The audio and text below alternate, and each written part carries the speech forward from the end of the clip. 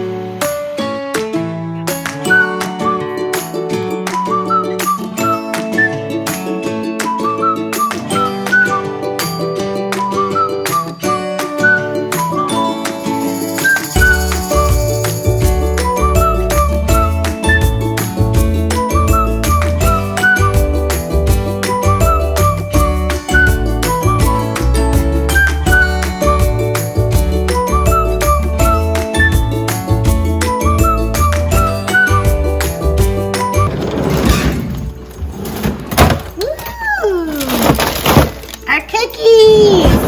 Vegan no-bake cookies! Woo! Let's try one. Let's see. This one looks pretty. Woo!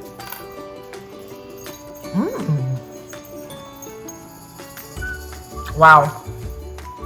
That is really, really good. Oh my gosh. It's like a little bit chocolatey. It's also like kind of chewy. Look at that.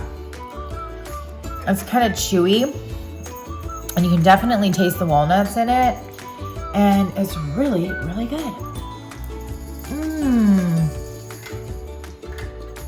Food is medicine. Kiss. Keep it simple.